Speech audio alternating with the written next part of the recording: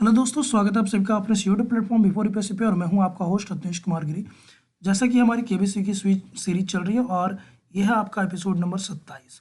हर episode में लगभग हम 10 से 15 सवालों को करते हैं और ये सिर्फ 15 सवाल नहीं होते, 15 कॉन्सेप्ट होते हैं जिसके माध्यम से आप एग्जाम में या अपने प्रैक्टिस सेशन में 30 से 35 सवालों को हल करने की क्षमता प्राप्त कर लेते हैं। ये ऐसे सवाल हैं दोस्तों जिसमें से ज़्यादातर आपके सदाबहार क्वेश्चन हैं, यानी जो आने वाले समय में हर एग्जाम में आपके लिए रिलेवेंट होगा। तो इस सेशन को ध्यान से करते जाएंगे, कमेंट सेक्शन में अपने उत्तर साथ साथ देते जाएंगे और ज़्यादा से ज़्यादा लोगों तक इसको पहुंचाएंगे। सेशन अच्छा लगेगा तो शेयर कर सकते हैं, नए हैं तो सब्सक्राइब कर सकते हैं। पर्यावरण और बड़ों का ध्यान जरूर रख सकते हैं, छोटों को प्यार जरूर बांटना है। चलिए स्टार्ट करते हैं।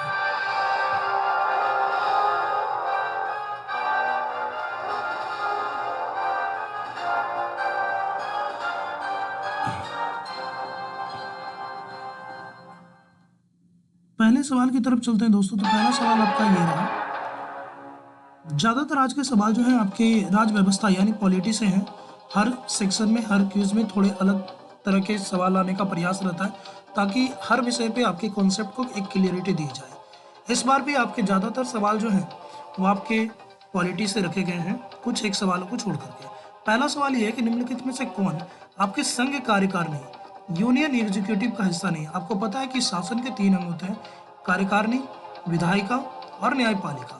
तो कार्यपालिका जो है जो कार्यों को लागू करने का काम करती है, विधायिका जो है जो सेकंड वाला है वो आपके कानूनों का निर्माण करती है, और न्यायपालिका जो है आपकी कानूनों की अवहेलना करने पे आपको उसका दंडित करने का और सुधार करने का काम करती है। हालांकि इन तीनों में ही विवाद कभी कभी होता है कि कौन किसके क्षेत्र में, क्योंकि सब कभी कभी एक दूसरे की सीमाओं में एंटर कर जाते हैं। खैर, पहले सवाल का हिस्सा देखते हैं कि कौन संघ कार्यकारिणी यूनियन एग्जीक्यूटिव का हिस्सा नहीं है। केंद्र सरकार के जो कार्यकारिणी है उसका हिस्सा नहीं है। राष्ट्रपति, काउंसिल ऑफ मिनिस्टर यानी मंत्रिपरिषद, अटॉर्नी जनरल, ठीक है, महाधिवक्ता जिसको बोलते हो आप, और गवर्नर यानी राज्यपाल। आप अपने जवाब कमेंट सेक्शन में देंगे कि कौन संघ कार्यकारिणी का हिस्सा नहीं है। राष्ट्रपति, मंत्रिपरिषद, अटॉर्नी जनरल या राज्यपाल। चलिए जवाब देते जाएंगे कमेंट सेक्शन में और समय समाप्त करता हूं और आंसर की तरफ चलेंगे। इसका सही जवाब जो होगा दोस्तों वो है आपका राज्यपाल। राज्यपाल देखो, option number D, option number D आपका होगा। राज्यपाल क्या है? राज्यपाल कार्यकारिणी का तो अंग है लेकिन वो संघ का नहीं है, वो राज्य कार्यकारिणी का अंग है। जिस तरह से राष्ट्रपति जो है पूरे संघ में सभी कानूनों को, सभी कार्यों का निर्वहन करता है, या जो भी कार्य निर्वहन कोई भी करे नाम इन्हीं का होता है, उसी ढंग से राज्य में अगर कोई भी कानून पास होता है या कोई भी ऑर्डर जो ऑफिशियली आते हैं तो वो आपके राज्यपाल के नाम से ही किए जाते हैं। यानी राज्यपाल जो है वो राज्यों के कार्यकारिणी का अंग है। अच्छा, राज्यपाल की नियुक्ति जो है किनके द्वारा होती है? राज्यपाल की नियुक्ति आपको पता ही होगा, राष्ट्रपति के द्वारा की जाती है। हालांकि संविधान में इनकी एक आदर्श कार्यकाल जो है 5 वर्षों का रखा गया है, लेकिन वास्तविक रूप से इनकी जो कार्यकाल है वो राष्ट्रपति के प्रसाद पर्यंत होती है। यानी राष्ट्रपति जब तक चाहेंगे तभी तक इनको अपने पोस्ट पे रख सकते हैं। ये राष्ट्रपति चाहे तो एक व्यक्ति को एक से ज़्यादा राज्यों का भी राज्यपाल बना सकते हैं। अब आपको काम ये करना है कि आपको कमेंट सेक्शन में ये बताना है कि कौन सा वो आपका संगठन, ये समिति थी जिसने ये सिफारिश दी थी कि अपने ही राज्य के व्यक्ति को अपने ही राज्य में राज्यपाल नहीं बनाना चाहिए, और राज्यपाल की नियुक्ति के समय राष्ट्रपति को कम से कम मुख्यमंत्री से विचार विमर्श करना चाहिए। कौन सा आयोग था, कौन सी समिति थी? कमेंट सेक्शन में आप वो भी करते जाएंगे। चलिए दूसरे सवाल की तरफ चलते हैं। तो दूसरा सवाल ये है कि किस संवैधानिक संशोधन अधिनियम, by which constitutional amendment act, जो एंग्लो इंडियन का रिप्रेजेंटेशन था, जो पहले आपका राज्यसभा में होता था, साथ ही साथ लोकसभा में भी था, और राज्य की विधान परिषद में भी आप देख लो तो राज्यपाल के द्वारा किया जाता था। तो इस चीज़ को, ये जो एंग्लो इंडियन थे, आंग्ल भारतीय जो थे, उनका प्रतिनिधित्व अब खत्म कर दिया गया है। तो बताओ कि कौन सा संविधान संशोधन अधिनियम के द्वारा ये किया गया है? आपके ऑप्शन है 102वां, 105वां, 101वां और 104वां। जल्दी से आप अपने जवाब कमेंट सेक्शन में दर्ज करते जाएंगे और ज़्यादा से ज़्यादा सेशन को शेयर करते चलेंगे। समय समाप्त हुआ दोस्तों, और आपका जो सही जवाब है वो है आपका 104। 104 जो है आपका 104वां, 104 आप अगर आप देखोगे तो ये आपका वो है जिसके माध्यम से इस चीज़ को ख़त्म किया गया है ना। है ना। हाँ, 104 के माध्यम से ख़त्म किया गया है। और इसी में देखोगे तो आपको एक चीज़ और देखने को मिलेगा, जैसे मैं सारा ही डिस्कस कर दूँ तो 101वां क्या है, ये बहुत पूछा जाता है। जीएसटी जो आप सुनते हो ना, तो जीएसटी जो है वो इधर से है, क्योंकि पहले क्या था, कराधान जो है एक समवर्ती सूची में था और राज के दोनों का था, तो इसको संविधान में थोड़ा चेंज किया गया। 102वां संशोधन आप देखोगे तो मेनली ये आपका जो आपकी schedule national commission for schedule caste था और नेशनल कमीशन फॉर आपका ओबीसी है, तो उसको ये एक संवैधानिक दर्जा देने का काम करता है। 104वां आप देख ही रहे हो। और इसके साथ साथ इसमें एक चीज़ और हुआ था कि जो आरक्षण है उसको अगले 10 साल के लिए फिर से बढ़ा दिया गया है, 2026 तक के लिए। ठीक है, हालांकि उसके बाद भी ये कंटिन्यू ही रहेगा, क्योंकि एक तरह से ये राजनीतिक मुद्दा हो गया है। 105वां क्या है, ये आप कमेंट सेक्शन में जवाब में देते चलोगे कि 105वां संविधान संशोधन क्या है। चलिए नेक्स्ट क्वेश्चन की तरफ चलते हैं। सवाल ये है कि अगर राष्ट्रपति चुनाव, सबसे पहले तो आपको ये समझना है कि राष्ट्रपति का चुनाव कौन कराता है। तो देखिए हमारे देश में ना दो तरह की कमीशन इलेक्शन बॉडी होती है। एक होती है ईसीआई, ईसीआई जिसको बोलते हैं भारत निर्वाचन आयोग। ठीक है, भारत निर्वाचन आयोग बहुत इम्पोर्टेंट है। आर्टिकल 324 से इसकी शुरुआत होती है, तो इसको आप इस सेक्शन को तो बहुत ध्यान से करोगे। और दूसरा होता है स्टेट इलेक्शन कमीशन या स्टेट इलेक्शन आयोग, जो आप बोल लो। ठीक है, स्टेट इलेक्शन कमीशन एसईसी, दोनों का काम क्या है। तो आपका भारत निर्वाचन आयोग, ये भी कभी कभी ध्यान से पूछा जाता है, तो याद रखिएगा भारत निर्वाचन आयोग किसका किसका चुनाव कराएगा, तो राष्ट्रपति का कराएगा, राष्ट्रपति, उपराष्ट्रपति, और इसके अलावा लोकसभा चुनाव, और राज्यों में जो विधानसभा के चुनाव होते हैं, विधानमंडल के, विधानसभा ही नहीं, विधानमंडल, जिसमें कुछ कुछ राज्यों में जो विधानसभाएं हैं और विधान परिषद है, जैसे बिहार को ही ले लो तो विधानसभा भी है, विधान परिषद भी है। तो ये विधानमंडल का जो इलेक्शन है, लोकसभा का इलेक्शन है, राज्यसभा, संसद, सीधा सीधा संसद समझना, तो संसद के जो इलेक्शन है जिसमें लोकसभा राज्यसभा दोनों है, और उपराष्ट्रपति, राष्ट्रपति, ये सारे इलेक्शन कौन कराता है, तो ये कराता है भारत निर्वाचन आयोग। इसकी वोटर लिस्ट अलग रहती है। एसीसी जो है आपका स्टेट इलेक्शन कमीशन, इसकी वोटर लिस्ट अलग रहती है। कुछ लोग का हमेशा से ये रहता है कि मैंने उसमें नाम जुड़वाया था, कट गया। तो आप ये ध्यान दोगे कि मुखिया के इलेक्शन में जो आप जुड़वाते हो नाम, कोई ज़रूरी नहीं कि आपका इस वाले में है, क्योंकि ये ना भारत निर्वाचन आयोग की वोटर लिस्ट है, और मुखिया या वार्ड काउंसलर वाले में या नगर निगम का जो इलेक्शन होता है उसकी अलग वोटर लिस्ट होती है, वो जारी होती है स्टेट इलेक्शन कमीशन के द्वारा, वो अलग है। तो इस चीज़ को भी समझना पड़ेगा। ये क्या इलेक्शन करवाएगा, तो ये याद रखोगे, ये सिर्फ लोकल बॉडी इलेक्शन करवाता है। Local body election just like, जैसे आपका जो आपकी पंचायती राज है, पंचायतों का इलेक्शन करवाएगी, इसमें मुखिया, जिला परिषद, पंचायत समिति, वार्ड सदस्य, पंच, सरपंच, ये 6 पोस्ट आते हैं। साथ ही साथ आपके जो नगर निगम के चुनाव हैं, जिसमें आपके वार्ड काउंसलर, मेयर, उप मेयर, इनके चुनाव भी, पहले इनके चुनाव जो है इनडायरेक्टली होते थे, लेकिन इस बार से बिहार में इनके चुनाव भी डायरेक्टली हो गए हैं, तो याद रखोगे आप। तो ये चीज़ें, इसके अलावा जो पैक्स के इलेक्शन है वो भी इनके द्वारा ही कंडक्ट कराया जाता है। तो जो लोकल बॉडी के इलेक्शन है वो इनके द्वारा होंगे।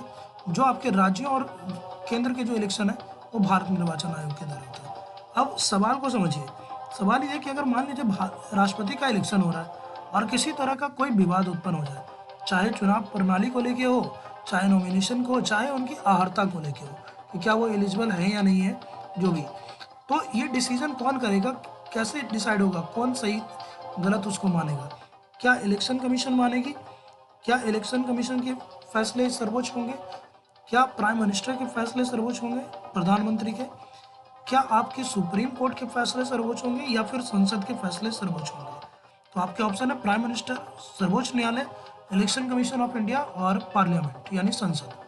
तो आपको बताना है, कमेंट सेक्शन में जवाब देते जाएंगे और सेशन को लाइक शेयर करते जाएंगे।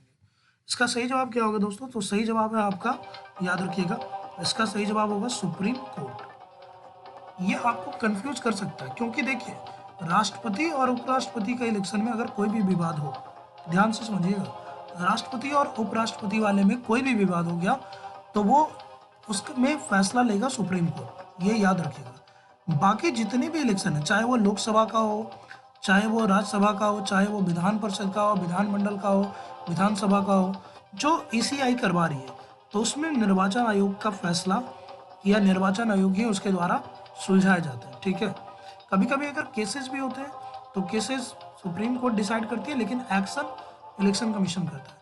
लेकिन राष्ट्रपति और उपराष्ट्रपति में इलेक्शन कमीशन की पावर नहीं होती अगर विवाद की स्थिति हो तो। अगर विवाद उत्पन्न हो गया तो इलेक्शन कमीशन का रोल सीमित हो जाएगा, क्योंकि इलेक्शन कमीशन के जो भी चेयरमैन हैं, जो भी आपके उनके हेड होते हैं, चीफ इलेक्शन कमिश्नर सीईसी, वो राष्ट्रपति के द्वारा चुने होते हैं। इसीलिए राष्ट्रपति के चुनाव में या उपराष्ट्रपति के चुनाव में इनकी भूमिका को सीमित करते हुए ये पावर दिया जाता है सर्वोच्च न्यायालय को। तो याद रखिएगा, राष्ट्रपति उपराष्ट्रपति में सर्वोच्च न्यायालय सुलझाएगा, बाकी सब में इलेक्शन कमीशन करेगा। चलिए नेक्स्ट क्वेश्चन की तरफ चलेंगे।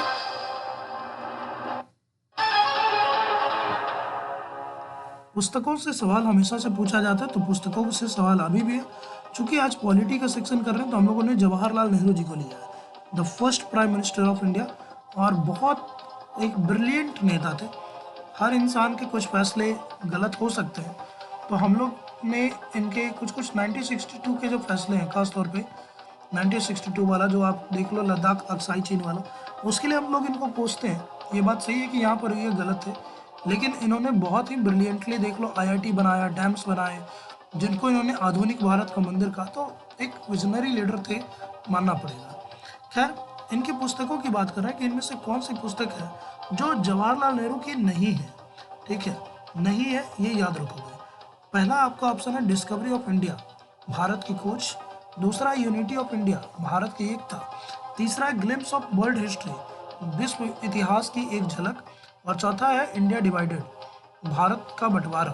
ठीक है, तो आप बताओगे इन चारों में से भारत की खोज, the discovery of India, unity of India, एक भारत की एकता, ग्लिम्स ऑफ वर्ल्ड हिस्ट्री, विश्व इतिहास की एक झलक, और इंडिया डिवाइडेड, इन चारों में से कौन सी पुस्तक है जो हमारे first prime minister J L Nehru के द्वारा नहीं लिखी गई है? कमेंट सेक्शन में जवाब देते चलेंगे, सेशन को शेयर करेंगे। चलिए, आपका सही जवाब होगा दोस्तों, वो है ऑप्शन नंबर डी। आप याद रखोगे कि ये क्वेश्चन बहुत पूछा जाता है, the discovery of India, the discovery of India बहुत पूछा जाता है, the glimpse of world history भी पूछा जाता है। ये बहुत ज़्यादा नहीं पूछा जाता, तो इस चीज़ को भी समझेंगे। इसके अलावा इनकी कम से कम 12-15 किताबें और है। ठीक है, तो a letter to his daughter, ये भी पूछा जाता है कि अपनी बेटी को जो पत्र था, जिसमें बहुत सारे पत्र, जिसमें इन्होंने अपने प्रेम प्रसंगों का भी जिक्र किया कि कैसे इनकी जो अफेयर है वो लास्ट जो हमारे गवर्नर जनरल थे लॉर्ड माउंटबेटन, उनकी पत्नी के साथ था, जिसका जिक्र इन्होंने अपने चिट्ठी में भी किया है। तो a letter to his daughter करके है, वो भी इम्पोर्टेंट है। ये दोनों ज़्यादा पूछा जाता है, और लेटर वाला ये कम पूछा जाता है। आपका सही जवाब है इंडिया डिवाइडेड, कि ये उनकी पुस्तक नहीं है। तो ये भी जानना जरूरी है कि ये किनकी पुस्तक है। याद रखोगे 2 पुस्तक है, एक है इंडिया स्ट्रगल। ठीक है, स्ट्रगल, इंडिया स्ट्रगल देख लो, तो ये हमारे बोस साहब की है। ठीक है, सुभाष चंद्र बोस साहब की। और एक पुस्तक है आपका जो यहाँ पर दिख रहा है, इंडिया डिवाइडेड। तो इंडिया डिवाइडेड किसकी है? तो ये याद रखोगे, हमारे भारत के पहले राष्ट्रपति राजेंद्र बाबू जी का है, राजेंद्र प्रसाद। तो इनकी पुस्तक है इंडिया डिवाइडेड। इंडिया स्ट्रगल किनका है? तो सुभाष चंद्र बोस जी का। इस चीज़ को समझ लोगे, बहुत कन्फ्यूजन क्रिएट कर सकता है। चलिए नेक्स्ट क्वेश्चन की तरफ चलते हैं, और आपका अगला सवाल है ये कि अगर राष्ट्रपति को हटाने की जो प्रक्रिया आपको तो पता होगा, उसको बोलते हैं महाभियोग, इम्पीचमेंट। ठीक है, क्योंकि वो सबसे टॉप पोस्ट है, तो आप ऐसे ही नहीं हटा सकते। चुनाव करने का प्रक्रिया भी टफ है, और हटाने का प्रक्रिया भी। चुनाव करने का प्रक्रिया क्या है, तो वो भी समझोगे कि राष्ट्रपति के चुनाव में भाग कौन लेता है। राष्ट्रपति के चुनाव में भाग लेगा लोकसभा प्लस राज्यसभा प्लस जितने भी विधानसभा है। विधान परिषद नहीं लेगा भाग, ये याद रखोगे, विधानसभा। तो जितने भी विधानसभा हैं वो भाग लेंगे, लेकिन शर्त क्या है? शर्त यह है कि यहाँ जो निर्वाचित सदस्य हैं, जो इलेक्शन से आए हैं, वही वोट करेंगे। इसमें कोई भी मनोनीत सदस्य वोट नहीं करेगा। याद रखोगे, मनोनीत सदस्य जो है वो आपके किसी भी केस में यहाँ पर वोट नहीं करेंगे। तो लोकसभा के निर्वाचित सदस्य, राज्यसभा के निर्वाचित सदस्य और जितने भी राज्य हैं उनके निर्वाचित सदस्य। क्या इसके अलावा और भी कोई है? तो बोलता है हाँ, जितने केंद्र शासित प्रदेश में आपकी विधानमंडल है, विधानसभा है, इसमें फिलहाल आप देखोगे तो एक दिल्ली है, दिल्ली की यहाँ भाग लेगा विधानसभा, एक पौंडीचेरी है, पौंडीचेरी भाग लेगा, और अभी नया नया एक और कौन है? तो जम्मू कश्मीर है, तो ये भाग लेगा। तो याद रखोगे कि इन तीनों की विधानसभाएं, ये राज्यों की जितनी है वो विधानसभाएं, लोकसभा के सदस्य, राज्यसभा के सदस्य, लेकिन सिर्फ निर्वाचित वाले, मनोनीत वाले नहीं। अच्छा, इसमें केस ये भी आता है कि मान लो अगर किसी राज्य में इलेक्शन हो रहा है या किसी राज्य में राष्ट्रपति शासन लागू हो रहा है, मतलब वहाँ पे विधानसभा अभी वर्किंग नहीं है, तो क्या वो भाग ले सकता है? तो ये याद रखोगे कि जिस राज्य में विधानसभाएं फुल फ्लेज नहीं है, वर्किंग में नहीं है, वो भाग नहीं लेंगे। अब हटाने का तरीका क्या है, जिसको महाभियोग बोलते हैं? तो हटाने का तरीका ये है कि इसको संसद से पास कराना होता है, और केस क्या है? 2/3 जिस जो भी वहाँ पे मेंबर हैं, कुल सदस्य हैं सदन के, उसके 2/3 से पास होना चाहिए, तभी जाके राष्ट्रपति पे महाभियोग चलेगा। अब बोल रहा है कि राष्ट्रपति चूंकि इतना बड़ा पोस्ट है, तो आप उनको बिना बताए ये काम नहीं कर सकते। आपको पहले उनको बताना पड़ेगा कि महाराज, हम आपको हटाने के लिए महाभियोग ला रहे हैं। राष्ट्रपति को हटाने का प्रक्रिया कंडीशन भी होना चाहिए। राष्ट्रपति को हटाने का जो कंडीशन है वो एक ही है, और वो कंडीशन ये है कि वो संविधान के खिलाफ अगर जा रहा हो तो, ठीक है, या तो वो संविधान के खिलाफ जाएगा तभी आप जो है राष्ट्रपति पे महाभियोग चला सकते हैं, अदरवाइज आप उस पर महाभियोग नहीं चला सकते। तो ये समझोगे, ठीक है।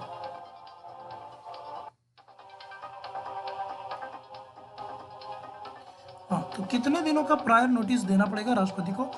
14 दिन, 30 दिन, 24 दिन या 45 दिन? कितने दिन पहले राष्ट्रपति को बताना पड़ेगा नोटिस दे करके कि हम आप पे महामहिम, हम आपको हटाने के लिए महाभियोग चला रहे हैं। दोनों में से कोई भी सदन में ला सकते हो, ये भी याद रखोगे। राज्यसभा में भी ये शुरुआत हो सकता है, लोकसभा में भी, लेकिन इसको इनिशिएट करना पड़ेगा, और कम से कम 2/3 सदस्यों के द्वारा ये आपका पारित होना चाहिए, पास होना चाहिए। तो आपका सही जवाब है 14 डेज। 14 डेज बिफोर आपको ये प्रायर नोटिस देनी पड़ेगी, याद रखोगे, ठीक है। आप कमेंट सेक्शन में ये जवाब दो कि आज तक भारत के कौन से ऐसे राष्ट्रपति हैं जिन पे महाभियोग चलाया गया है या महाभियोग से हटाया गया है। कमेंट सेक्शन में जवाब दोगे कि कौन से राष्ट्रपति पे महाभियोग चलाया गया था। चलो नेक्स्ट क्वेश्चन पे चलते हैं। नेक्स्ट क्वेश्चन है कि किस अनुच्छेद के द्वारा राष्ट्रपति अपने अध्यादेश की शक्ति का उपयोग करता है? By which article president access his ordinance power? Ordinance होता क्या है, अध्यादेश होता क्या है? तो देखो, कानून बनाने की प्रक्रिया क्या है? कानून बनाने की प्रक्रिया की जो मंत्री है, याद रखोगे, जो मंत्री हैं, जिस मामले के भी मंत्री हो, वो उससे जुड़ा हुआ एक प्रस्ताव लाएंगे, विधेयक बोलते हैं उसको, ठीक है। जैसे अभी देखो, मनरेगा को हटा दिया गया, मनरेगा को खत्म करके उसके जगह विकसित भारत लाया गया। तो जो भी आपके रूरल मिनिस्ट्री हैं, पंचायती राज और रूरल, तो वो क्या करेंगे, पहले लोकसभा में या राज्यसभा में वो एक पेश करेंगे कि देखिए भाई, हम ये कानून लाना चाह रहे हैं। इसको विधेयक बोलते हैं, ड्राफ्ट बोलते हैं। तो यहाँ पर उसका वाचन होता है, एक बार उसको पढ़ा जाता है, दूसरी बार पढ़ा जाता है। अगर उसमें किसी तरह के सुधार या उसको चेक करने की ज़रूरत होती है तो उसको कमेटी को भेजा जाता है। अलग अलग तरह की कमेटियाँ हैं। फिर फाइनली उसका थर्ड वाचन होता है, याद रखोगे, तीसरी बार वाचन होता है, और उसके बाद उस पर वोटिंग होती है। ज़्यादातर केस में चूंकि लोकसभा में सरकार की बहुमत होती है, तो सरकार यहाँ पर लोकसभा में आसानी से पास करा लेती है। फिर ये विधेयक जाएगा राज्यसभा में। अगर मान लो राज्यसभा से पास हुआ है तो लोकसभा में आएगा, कहीं से भी शुरू हो सकता है। फिर वहाँ पर भी इसकी चर्चा होगी, और उसके बाद फिर उस पर वोटिंग होगा। वहाँ वोट होने के बाद ये जाएगा राष्ट्रपति को, प्रेसिडेंट को। लेकिन मान के चलो कि हमारी संसद पूरे साल में अभी 3 बार बैठती है, खासतौर पे लोकसभा। ये एक बार बैठती है फरवरी मार्च के आसपास, जिसको बोलते हैं बजट सेशन। दूसरा बारिश के समय में बैठती है, जिसको बोलते हैं मानसून सेशन।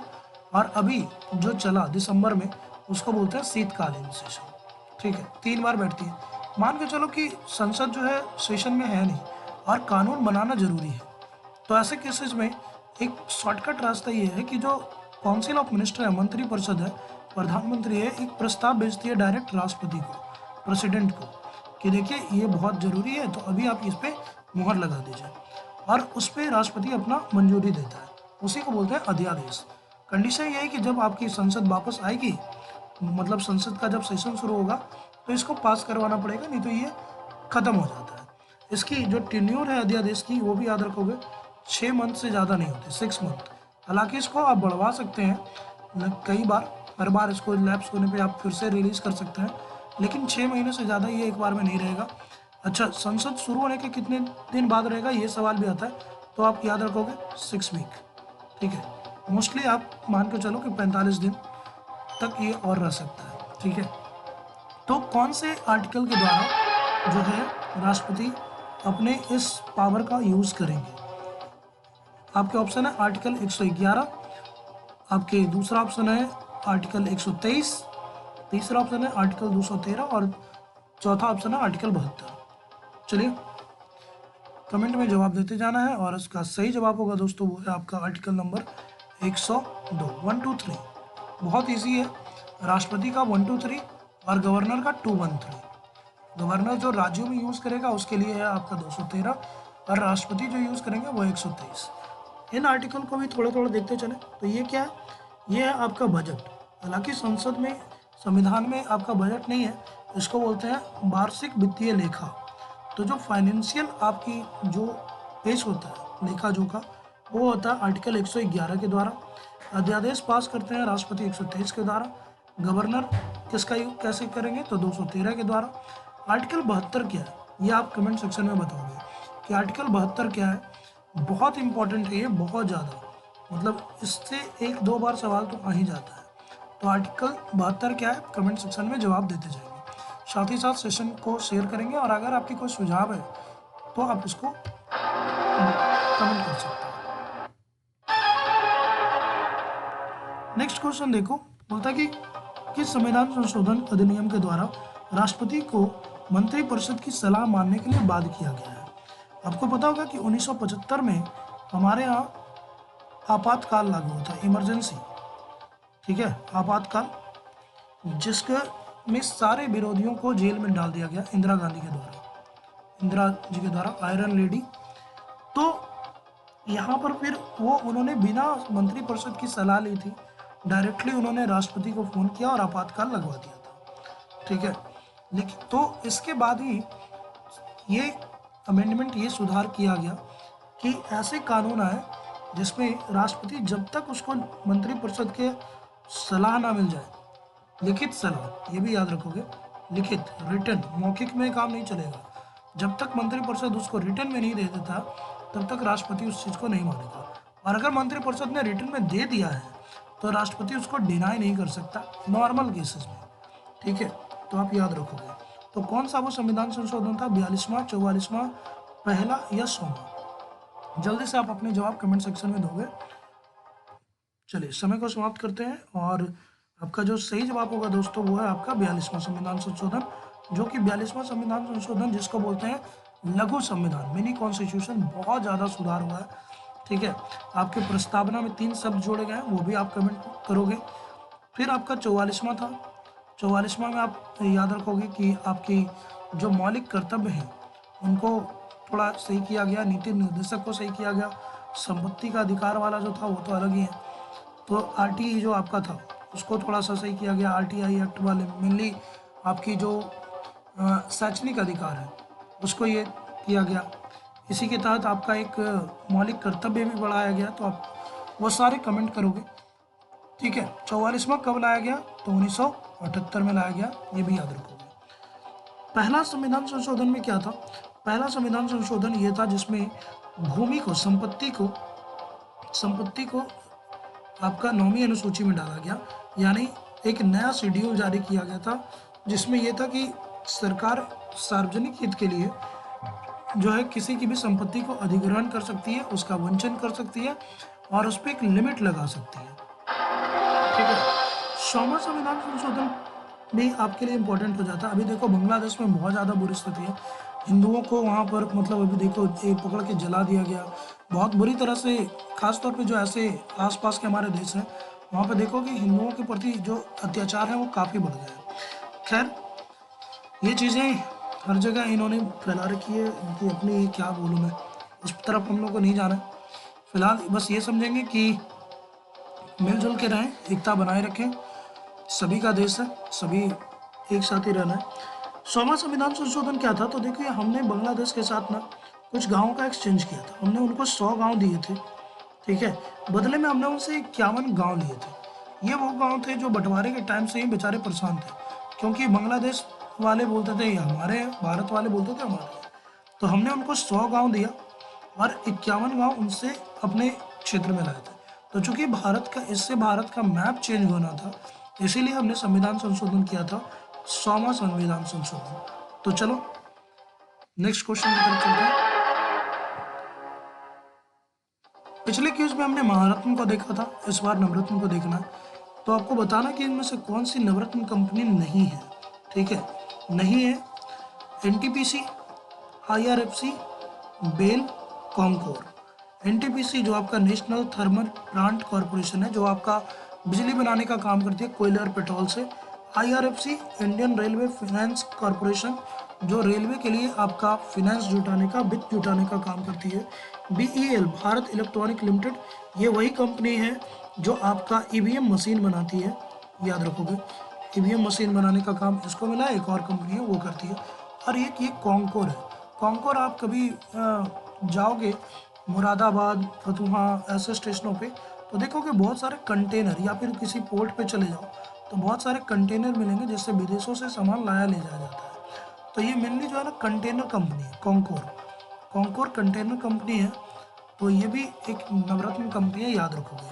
तो इसमें से कौन सी नवरत्न नहीं है, तो इसका सही जवाब है दोस्तों आपका एनटीपीसी। एनटीपीसी जो है वो नवरत्न कंपनी नहीं है, ठीक है। एनटीपीसी आप याद रखोगे, ये क्या है, ये है आपकी महारत्न कंपनी।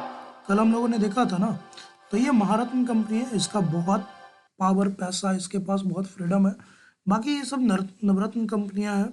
तो नवरत्न कंपनियों के लिए क्या क्या कंडीशन होता है वो भी आप कमेंट सेक्शन में बता सकते हो। साथ ही साथ आप ये बताओगे कि सबसे नया मिनी रत्न, 3 कैटेगरी है, याद रखोगे, महारत्न और नवरत्न, और उसके बाद एक और आजकल नई कैटेगरी चली है मिनी रत्न। तो आप ये तो हमने कल कर लिया, ये आज हमने कर लिया। आप ये बताओगे कि मिनी रत्न कंपनी सबसे नई कौन सी है, ये बताओगे। साथ ही साथ आप ये बताओगे कि नवरत्न कंपनियों के लिए कम से कम कितनी संपत्ति होना आवश्यक है। नेक्स्ट क्वेश्चन देखो, तो बोलता है कि भारत के राष्ट्रपति के पद के लिए पात्रता क्या है, क्या जरूरी है। First, must born in India, यानी भारत में जन्म लेना आवश्यक है। दूसरा, मिनिमम 30 साल उम्र होनी चाहिए। चौथा, पहले उपराष्ट्रपति के रूप में वो अपनी सेवा दे चुके हों। और चौथा है कि लोकसभा के लिए वो एलिजिबल हो, लोकसभा के सदस्य बनने के लायक हो। तो आपको बताना है कि इसमें से कौन सा जो है उसका सही पात्रता है, ठीक है। तो आप अपने जवाब कमेंट सेक्शन में देते जाएंगे। चलिए जल्दी से आप कमेंट सेक्शन में जवाब देंगे, तब तक मैं आगे बढ़ता हूँ। और इसका सही जवाब होगा दोस्तों, वो है आपका, इसका सही जवाब होगा आपका option number D. Option number D जो है वो याद रखोगे आपकी qualification for eligibility of the Lok Sabha member, यानी लोकसभा का सदस्य बनने लायक होना चाहिए। बाकी में देखते हैं तो क्या क्या है। तो मस्ट बोर्न इन इंडिया, ऐसा कोई बाउंडेशन नहीं है, अगर आप इंडिया के नहीं भी हैं, लेकिन कम से कम जो बाउंडेशन है बोर्न का नहीं है, सिटीजनशिप का है, कि आपके पास भारत की नागरिकता होनी चाहिए। चाहे आपने जन्म से प्राप्त की हो, चाहे आपने वंश से प्राप्त की हो, चाहे आपने राष्ट्रीयकरण के द्वारा प्राप्त की हो, चाहे अंतर्ग्रहण के द्वारा प्राप्त की हो, चाहे जैसे भी हो, आपके पास एक वैध रूप से आप भारत के नागरिक होने चाहिए। मिनिमम 30 ईयर्स एज, तो ये गलत है, मिनिमम 35 ईयर एज होना चाहिए, याद रखोगे। राष्ट्रपति और उपराष्ट्रपति के लिए 35 साल की मिनिमम आपकी उम्र सीमा होना जरूरी है। Must serve as vice president, ऐसी कोई बाध्यता है नहीं कि उपराष्ट्रपति के रूप में आपको पहले सेवा दे ही देना है। ये ठीक है कि आप लोकसभा या राज्यसभा दोनों में से कोई भी हो, चाहे आप लोकसभा हो चाहे आप राज्यसभा हो, दोनों में किसी के सदस्य बनने की योग्यता आप में होनी चाहिए, तभी आप ये कर पाओगे। तो याद रखोगे आहारता क्या है, भारत का नागरिक होना चाहिए, 35 साल की आयु होनी चाहिए, और लोकसभा या राज्यसभा के सदस्य बनने के लायक होने चाहिए। साथ ही साथ किसी भी तरह के कोई लाभ का पद पे ना हो, लाभ का पद पे नहीं होना चाहिए, ये भी जरूरी है। मस्ट बोर्न वाला कॉन्सेप्ट एक चीज़ याद रखोगे कि मस्ट बोर्न वाला जो कॉन्सेप्ट है ना कि पैदाइश वाले लोग ही बन सकते हैं, वो अमेरिका में है, तो उस चीज़ को ध्यान रखोगे। चलिए नेक्स्ट क्वेश्चन है कि आपका who has power to allocate the ministry, मंत्रालय आवंटित करने की शक्ति किसके पास है। कि आप देखते हो ना कि जैसे अभी अमित शाह जो है आपके गृह मंत्री हैं, राजनाथ सिंह जो है रक्षा मंत्री है, तो आप ये अश्विनी वैष्णव आपके जो है वो आपके रेलवे मंत्री हैं। तो ये आखिर कैसे होता है, किसके किसके हाथ में ये पावर होती है कि किसको कौन सा मंत्रालय दिया जाए। प्राइम मिनिस्टर यानी प्रधानमंत्री, राष्ट्रपति, इलेक्शन कमीशन या लोकसभा स्पीकर। जल्दी से आप कमेंट सेक्शन में अपने जवाब दोगे कि किसके हाथ में ये पावर है कि किसको कौन सी मिनिस्ट्री दी जाए। ठीक है, नियुक्ति अलग है, नियुक्ति अलग है, याद रखोगे। नियुक्ति करने की पावर अलग होती है, बांटने की पावर की बात हो रही है कि कौन सी मिनिस्ट्री किसको मिलेगी, ये किसके हाथ में होता है। प्रधानमंत्री, राष्ट्रपति, इलेक्शन कमीशन या लोकसभा के अध्यक्ष। इसका सही जवाब है दोस्तों, वो है आपका प्रधानमंत्री। सबसे पहले क्या होता है कि जब लोकसभा का चुनाव होता है तो लोकसभा में जिसकी सरकार बनती है, जिसकी बहुमत होती है, तो प्रोटेम स्पीकर के द्वारा उसमें से बोला जाता है कि सभी सदस्य मिलकर के अपने बीच से एक नेता चुने। जिसको वो सदस्य नेता चुनते हैं जो सबसे ज़्यादा लोकप्रिय है या जिसको भी विजेता पार्टी या संगठन नेता चुनती है, वो एज ए प्रधानमंत्री के रूप में अपनी शपथ लेता है और वही व्यक्ति फिर अपने मंत्रिमंडल का चुनाव करता है और अलग अलग व्यक्तियों को अलग अलग मंत्रालय की कमान सौंपता है। ठीक है, तो ये याद रखोगे। तो मंत्रालय आवंटित करने की जो शक्ति है वो प्रधानमंत्री की है, लेकिन सबको शपथ दिलाने की और नियुक्त करने की शक्ति किसकी होगी, ये याद रखोगे, ये राष्ट्रपति की है। प्रधानमंत्री को भी और बाकी जितने मंत्री हैं उन सबको नियुक्ति कौन करेगा, अपॉइंट कौन करेगा, ये याद रखोगे वर्ड। अपॉइंट करने की शक्ति जो है, नियुक्त करने की शक्ति वो प्रेसिडेंट के पास है, लेकिन उनको चूज करने की शक्ति और उनको बांटने की शक्ति जो है वो प्राइम मिनिस्टर के पास है। इलेक्शन कमीशन का कोई रोल नहीं है, लोकसभा स्पीकर का भी कोई रोल नहीं है। नेक्स्ट क्वेश्चन की तरफ चलते हैं। नेक्स्ट क्वेश्चन आपका ये, निम्नलिखित में से किसकी नियुक्ति राष्ट्रपति के द्वारा नहीं की जाती। इसमें से कौन सा है जिसकी नियुक्ति राष्ट्रपति के द्वारा नहीं होता, याद रखोगे। Prime minister, governor, council of minister और चीफ मिनिस्टर। अगर ये सवाल गलत करते हो तो फिर इसका मतलब यही हुआ कि आप सेशन को सही से कर नहीं रहे, क्योंकि हमने सारा ऑप्शन डिस्कस कर रखा है। ठीक है, प्रधानमंत्री, राज्यपाल, मंत्रिपरिषद और मुख्यमंत्री, इनमें से किसकी नियुक्ति राष्ट्रपति के द्वारा नहीं की जाती। चलिए आंसर की तरफ चलते हैं और इसका सही जवाब होगा दोस्तों, वो है आपका मुख्यमंत्री। ऑप्शन नंबर डी जो है आपका, ऑप्शन नंबर डी, ये आपका सही जवाब है। प्रधानमंत्री की नियुक्ति वो करता है, हमने अभी बात किया। राज्यपाल की नियुक्ति भी करता है, ये हमने फर्स्ट क्वेश्चन में ही देखा था। काउंसिल ऑफ मिनिस्टर, अभी हमने बोला ना कि मंत्रियों को चुनने का काम प्रधानमंत्री का है कि किसको कौन सा मंत्रालय मिलेगा, लेकिन नियुक्ति की बात हो, अपॉइंटमेंट की बात हो, तो वो राष्ट्रपति ही करेंगे। लेकिन चीफ मिनिस्टर जो है, इसको अपॉइंट करने का काम कौन करता है, इसको अपॉइंट करने का काम कौन करेगा, आप कमेंट सेक्शन में जवाब दोगे। चुनने का काम तो विधानसभा के लोग ही करेंगे जो सदस्य हैं, इनको अपॉइंट कौन करेगा ये बताओगे। ठीक है, चलो बता ही देता हूँ। इनको अपॉइंट करने का काम है आपका गवर्नर यानी राज्यपाल का, तो इनकी नियुक्ति राज्यपाल करते हैं। चलिए नेक्स्ट क्वेश्चन की तरफ चलते हैं। सेशन अच्छा लग रहा हो तो शेयर ज़्यादा से ज़्यादा करूँगी ताकि हमें भी अपनी मेहनत का थोड़ा आभास हो। चलिए, बोल रहा है कि what can be the maximum size of council of minister. अब सोचो कि हर आदमी मंत्री बनना चाहेगा, तो क्या प्रधानमंत्री उसके पार्टी के जितने आदमी हैं क्या सबको मंत्री बना सकता है, या कुछ बाउंडेशन है।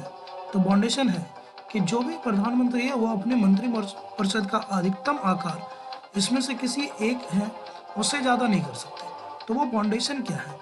पहला ऑप्शन है कि लोकसभा के जितने सदस्य हैं, मान लो जैसे अभी लोकसभा में मान लो जैसे 545 है, तो उसके 10% से ज़्यादा आप नहीं कर सकते। दूसरा ऑप्शन है राज्यसभा के जितने सदस्य हैं, मान लो 250, हालांकि वोटिंग 238 के आसपास ही है वोटेड सदस्य, तो क्या उसके 10% से ज़्यादा नहीं कर सकते। लोकसभा के 15% से ज़्यादा नहीं कर सकते, या राज्यसभा के 15% से ज़्यादा नहीं कर सकते। कौन सी ऐसी अधिकतम संख्या है जिससे ज़्यादा आपके मंत्रिमंडल का संख्या नहीं हो सकता, यानी मंत्रियों की संख्या उससे ज़्यादा नहीं हो सकती। ये कैपिंग किया गया है आपका, पहले नहीं था ये, बाद में इस चीज़ को 2002-3 के आसपास ये लाया गया है। तो इसका सही जवाब है दोस्तों आपका लोकसभा के 15% से अधिक नहीं। लोकसभा में जैसे मान लो 545 आपके वोटेड मेंबर है, अधिकतम संख्या ये 552 तक है, ठीक है। तो हालांकि ये संख्या 560 तक जा सकती है, ये भी याद रखोगे।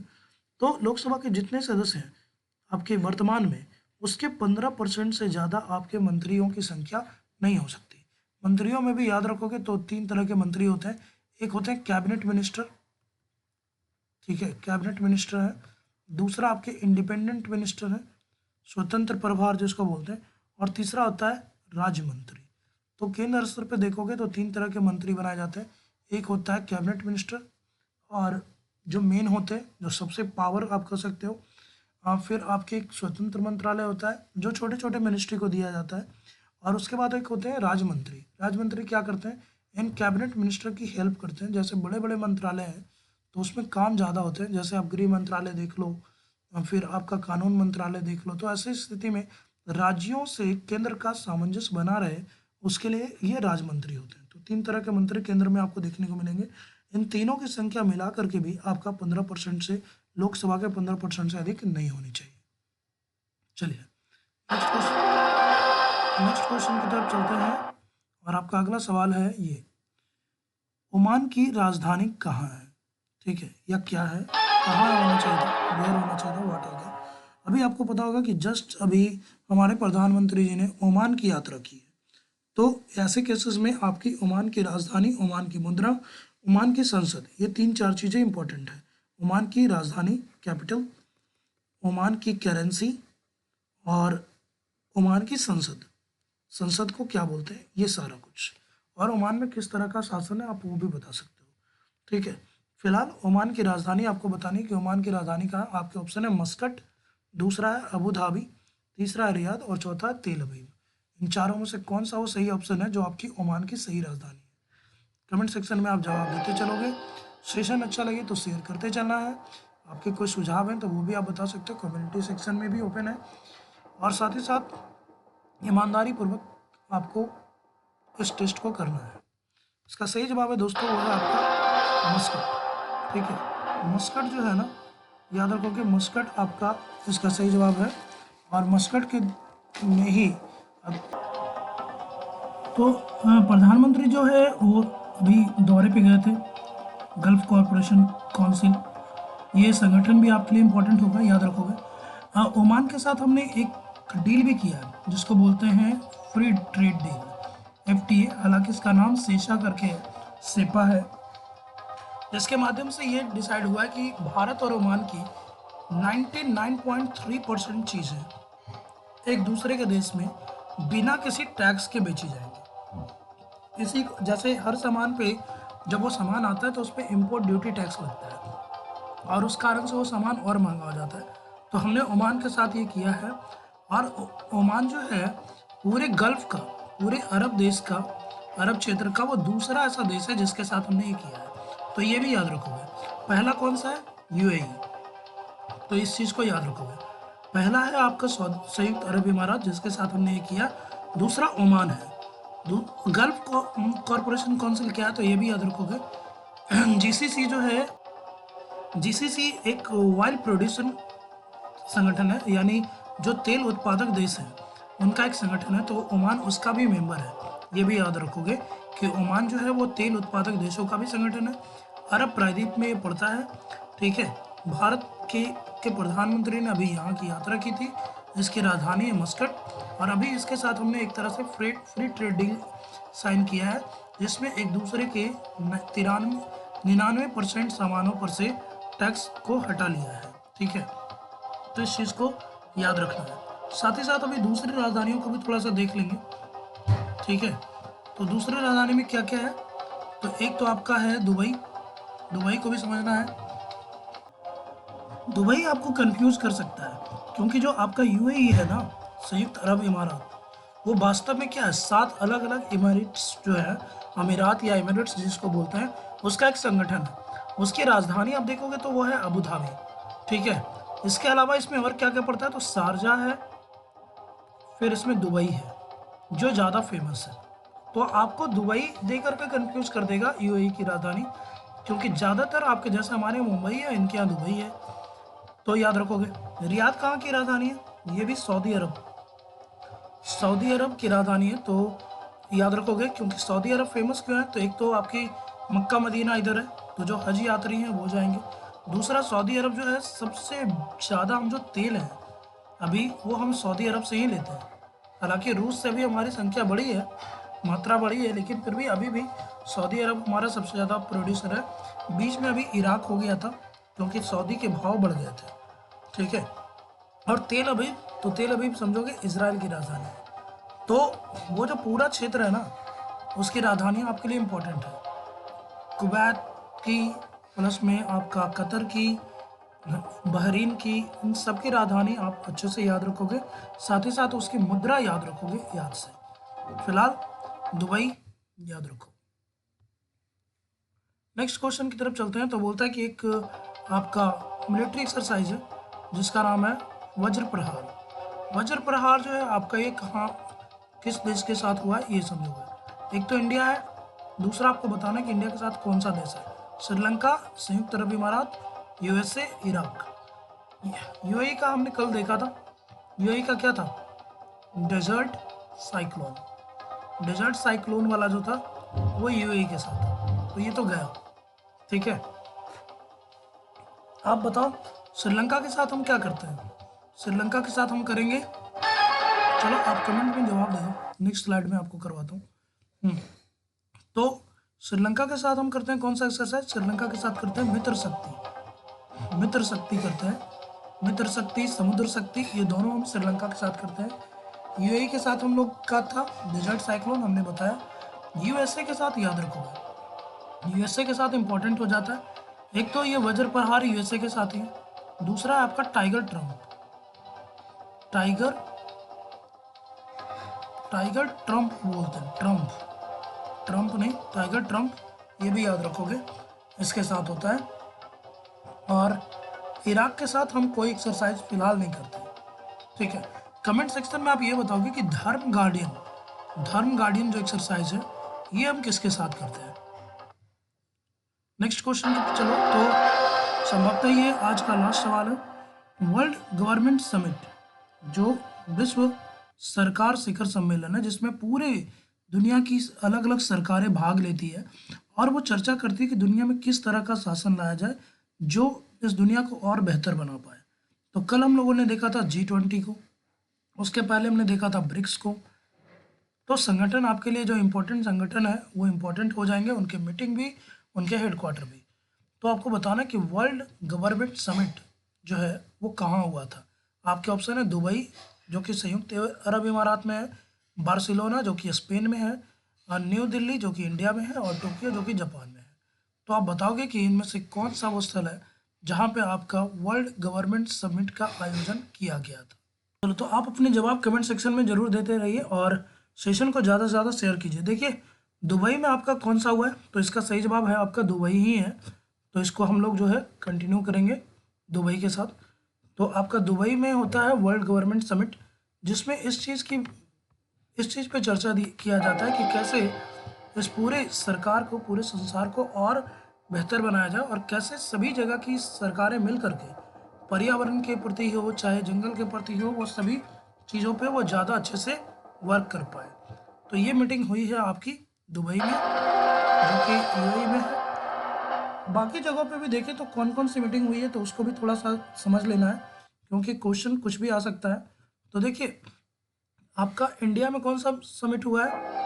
इंडिया में हुआ है आपका यहाँ पे यूनेस्को का एक हुआ है, यूनेस्को की कल्चरल समिट हुई है, ठीक है, जिसमें हम लोगों ने, याद रखना, दिवाली का नाम भेजा है कि दिवाली को एज ए आपका यूनेस्को इनटेंजिबल साइट के रूप में यहाँ पर किया जाए, ठीक है।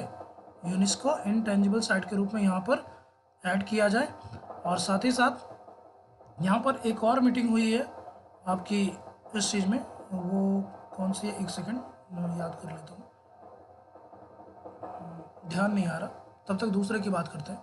तो आपका टोक्यो जापान में हुआ है वर्ल्ड ओशियन समिट, ये थोड़ा इंपॉर्टेंट हो जाएगा। वर्ल्ड ओशियन समिट, ठीक है। न्यू दिल्ली में तो हमने बता दिया। बार्सिलोना में आई थिंक ये हुआ था शायद आपका यूनेस्को का ही हुआ है। हाँ, यूनेस्को का जो नॉर्मल समिट हुई है वो हुई है बार्सिलोना में, तो ये याद रखना है। इसके अलावा ये भी याद रखोगे कि जो इंडिया है ना, वो दुनिया का 9th मोबाइल कांग्रेस, ये भी याद रखोगे, ये ज़्यादा इंपॉर्टेंट है कि मोबाइल कांग्रेस, 9वां मोबाइल कांग्रेस का आयोजन भी जो है वो भारत ने ही किया था, ये भी याद रखना है आपको। साथ ही साथ और बहुत सारे ऐसे संगठन हैं जिसकी आपकी समिट याद रखनी पड़ेगी, जिसमें खास तौर पे अभी आप देखो तो एक एससीओ की बैठक हुई है, संघाई कॉरपोरेशन बोलते हैं, बिम्स्टेक की बैठक है, वो आपको याद रखना पड़ेगा। एक आपका जो सेंट्रल एशिया समिट होता है वो अभी अस्थाना में हुआ है, वो याद रखना है। फिर इसके अलावा और कौन से है तो ग्लोबल एआई समिट हुआ है, वो याद रखोगे, वो अबू धाबी में हुआ है। तो कभी कभी दुबई से कंफ्यूज कर देगा। तो एआई समिट जो है ना, हर बार ऐसे तो देखो दुबई में होता है, लेकिन इस बार जो है ना वो आपका अबू धाबी में हुआ है, तो इस चीज़ को समझना पड़ेगा। चलिए, तो आज के सेशन में आपके लिए इतना ही था। उम्मीद करते हैं सेशन आपको अच्छा लगा होगा। अगर सेशन अच्छा लगा हो तो आप इसको लाइक वाइक कर सकते हैं, शेयर कर सकते हैं। आपके कोई सुझाव हैं तो वो भी आप दे सकते हैं और ज़्यादा से ज़्यादा लोगों तक इसको पहुंचाने का काम कर सकते हैं। ठीक है, तब तक के लिए धन्यवाद, बहुत बहुत शुक्रिया। और इसी ढंग से चैनल को सपोर्ट करते रहें, पढ़ाई करते रहें, और आने वाले एग्ज़ाम की तैयारी जो है बहुत ज़ोरों शोरों से आप कर सकते हैं। Thank you so much. जय हिंद।